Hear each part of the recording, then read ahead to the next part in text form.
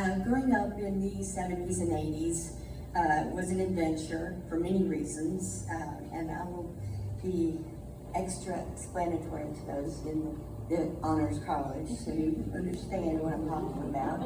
I turned 16 in 1981, and I had no interest in driving whatsoever. My father drove VW Beetles, and he also drank, and he drove. And I think he went through a total of about a dozen of those VW Beetles. You know, when he came wandering up to the house, you know, with no car, we knew he'd wrecked another one.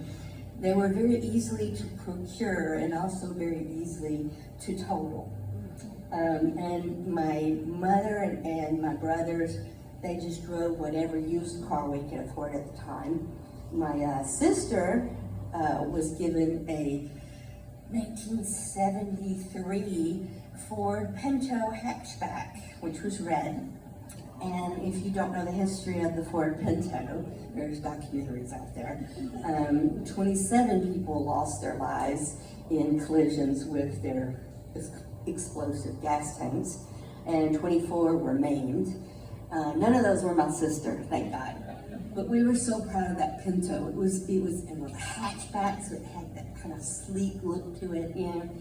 But when it came time for me to finally drive, I didn't want to. What I was given was a 1974 Buick Regal Century. Now, just to give it perspective, I was about 4'10", not even my full 5 feet yet. I was 4'10", very tiny, and this car is massive. To give it some perspective, you know those Tesla Cybertrucks, right?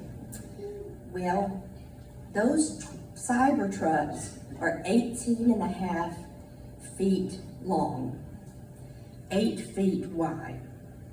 What I drove at age 17 was this Buick Regal, and it was 18 feet long and 9 feet wide.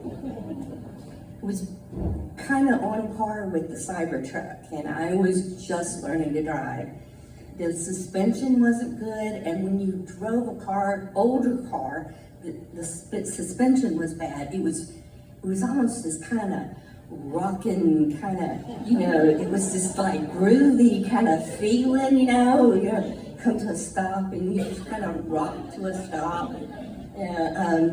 And the only way to keep it running was literally a case of oil cans in my back seat, and also a jug of water, which, you know, I had to keep refilling. So, you know, the hood weighed about 50 pounds, and that was, you know, enough to keep me on my toes, hood up.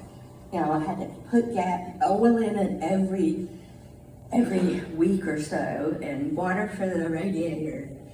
Casper, I literally could lay on the front seat and there'd be room for someone to be driving it.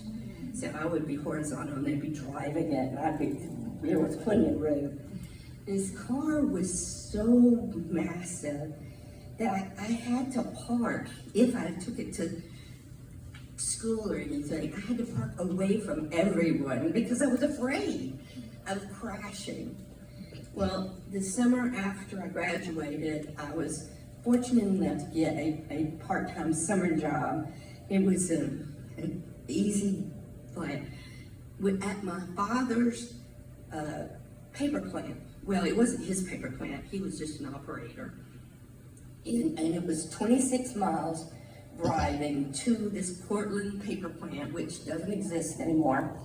And every day I would drive there, and all I did was drive a golf cart around delivering mail to different offices. And at noon sharp, I was in the ladies' lounge asleep on the couch for an hour. That's what I did with my lunch hour. I slept the whole solid hour. So one day I had a doctor's appointment back in Florence, Alabama, 26 miles away. And I was driving that car, and my body was so used to taking a nap during that hour that I fell asleep at the wheel. I was on this 4-lane highway, and I wake up to this feeling of this car just whooshing around. And it turns out, no one was on the road, thank God. And I had fallen asleep and kind of slumped over, and the car was doing donuts on the interstate, right? Well, it wasn't interstate, it was highway. So that woke me up very quickly. There was no one hurt. No car was hurt even. But learning to drive was very treacherous for me, and I had to put in a lot of work to keep that car running. So y'all be lucky you got the small cars that we do today, unless you own a Cybertruck. Then you'll have my experience. That's it. Thanks.